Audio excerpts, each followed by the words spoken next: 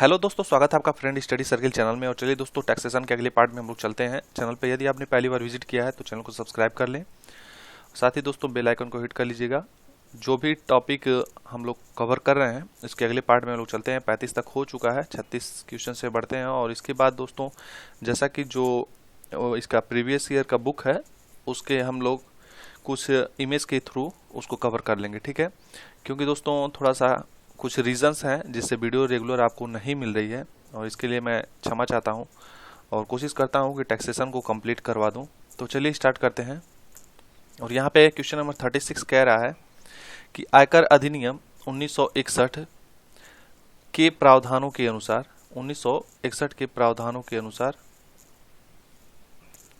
मद वेतन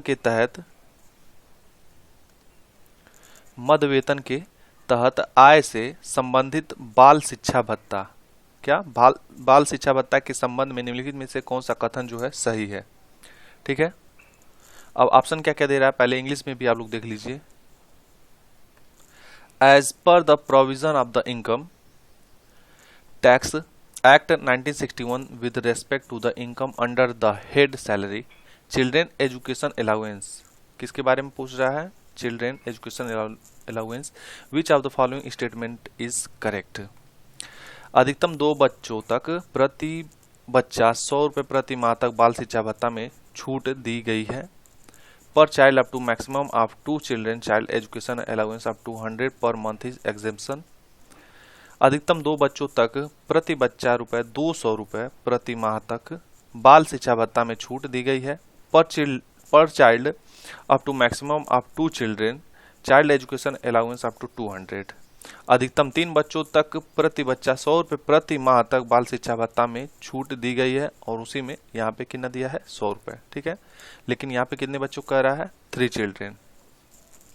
और चौथा है अधिकतम 2 बच्चों तक प्रति बच्चा 300 रुपये प्रति माह तक बाल शिक्षा भत्ता में छूट दी गई है। मोस्ट इंपॉर्टेंट क्वेश्चन है, याद कर लीजिएगा, ठीक है। कितने चिल्ड्रेन को और कितना रुपए। तो हम लोग एक्सप्लेनेशन देख लेते हैं। और बताया जा रहा है कि आयकर अधिनियम 1961 की धारा 10-14 के अंतर्गत प्रावधान है कि भारत में निवासी एक वेतनधारी बच्चों की शिक्षा के लिए अधिकतम 2 बच्चों तक, कितने बच्चों तक, अधिकतम 2 बच्चों तक प्रति बच्चा 100 रुपये प्रति माह तक बाल शिक्षा भत्ता के लिए छूट प्राप्त कर सकता है, तथा 2 बच्चों के लिए छात्रावास फीस के रूप में प्रति बच्चा 300 रुपये, ये भी याद रख लीजिएगा, हॉस्टल फीस के लिए कितना 300 रुपये प्रति माह तक छूट प्राप्त कर सकता है। तो राइट आंसर क्या हो जाएगा, ऑप्शन नंबर इसका जो है पहला इसका राइट आंसर हो जाएगा। क्वेश्चन नंबर है 37, कह रहा है निम्नलिखित में से कौन सा कथन जो है सही है। आपको सही बताना है कौन सा है इसमें से। पहला कह रहा है वेतन शीर्षक के तहत आय से संबंधित प्रावधानों के अनुसार वेतन या तो देय आधार पर या प्राप्ति के आधार पर जो भी बाद में हो कर योग्य है। According to the provisions pertaining to income under the head salary chargeable to tax either on due basis और on receipt basis whichever is later. दूसरा कह रहा है आयकर अधिनियम 1961 के प्रावधानों के अनुसार वेतन मद के तहत आय से संबंधित वेतन देय आधार पर या प्राप्ति के आधार पर जो भी पहले होकर योग्य होगा। इसमें ध्यान देने वाली क्या बात है, ऑप्शन में यही है, ठीक है। According to the provisions in the income tax act 1961 pertaining to income under the head salary chargeable to tax either on due basis on receipt basis which is ever is earlier. तीसरा है वेतन मद के अंतर्गत आय से संबंधित प्रावधानों के अनुसार वेतन पर हमेशा प्राप्ति के आधार पर कर लगता है। According to the provision pertaining to income under the head salary to allow chargeable to tax on receipt basis. और लास्ट है वेतन मद के अंतर्गत आय से संबंधित प्रावधानों के अनुसार वेतन पर हमेशा देय आधार पर कर लगता है। According to the provision pertaining to income under the head salary always chargeable to tax on due basis. तो राइट आंसर क्या होगा, हम लोग चलते हैं ऑप्शन पे, देखते हैं क्या होगा एक्सप्लेनेशन। और कह रहा है आयकर अधिनियम 1961 की धारा 15 के अंतर्गत या अनुसार, ठीक है, धारा 15 के अंतर्गत या अनुसार वेतन आय के संबंध में प्रभार का आधार निर्धारित किया गया है। धारा 15 के अनुसार वेतन या तो देय आधार पर या प्राप्ति आधार पर जो भी पहले परिपक्व हो कर के लिए प्रभार्य है, जो भी पहले हो कर के लिए प्रभार्य है। तो इसका राइट आंसर क्या हो जाएगा? ऑप्शन नंबर जो है दूसरा इसका राइट आंसर हो जाएगा। ठीक है, यहाँ पे क्या कर रहा है? जो भी पहले हो, यानी कि which ever is earlier. Question कह रहा है अनिल 28 साल की सेवा के बाद, अनिल जो है 28 साल की सेवा के बाद XYZ लिमिटेड से सेवानिवृत्त हुए, यानी कि रिटायर हुए, और उन्हें 12 लाख, कितना? 12 लाख रुपए की ग्रेच्युटी मिली। उनकी अंतिम आहरित वेतन मूल प्लस डीए 1 लाख रुपए प्रति माह था। ठीक है, यदि अनिल ग्रेच्युटी भुगतान अधिनियम 1972 के अंतर्गत नहीं आता है तो ग्रेच्युटी के संबंध में धारा 10(10) के तहत छूट है। कितनी की छूट है ये पूछ रहा है। इंग्लिश वाले भी देख लें। Anil retired from XYZ limited after 28 years of services and received a gratuity of Rs 12 lakh. His last drawn salary basic plus DA was Rs 1 lakh per month. If Anil is not covered by the Payment of Gratuity Act 1972, the exemption under section 10(10) in respect of gratuity is, कितना दिया रहा है? Option में कितना दे रहा है?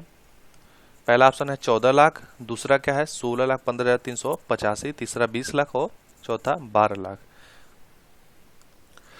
तो यहाँ पे एक्सप्लेनेशन देखिए क्या है।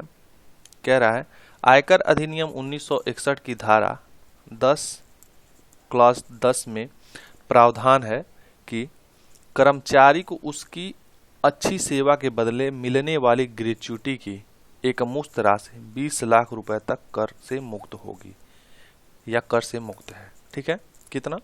20 लाख रुपए तक कर से मुक्त है। अतः अनिल सेवानिवृत्त के समय यानी रिटायरमेंट के समय 12 लाख रुपए ग्रेच्युटी के रूप में प्राप्त कर रहे हैं, जो कि अधिकतम 20 लाख रुपए की सीमा से कम है। 20 लाख रुपए की सीमा से अधिक रहता तब उस पर टैक्स लगता, तो 20 लाख रुपए से कम है, 12 लाख है, तो क्या होगा? कर मुक्त होगा।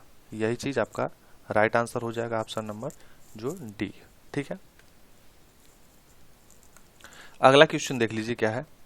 कह रहा है deduction for repayment of loan taken for higher education is available under, यहाँ पे पूछ रहा है धारा ऑफ द इनकम टैक्स 1961। किस धारा में कह रहा है उच्च शिक्षा के लिए ऋण के पुनर्भुगतान के लिए कटौती आयकर अधिनियम 1961 के तहत उपलब्ध है?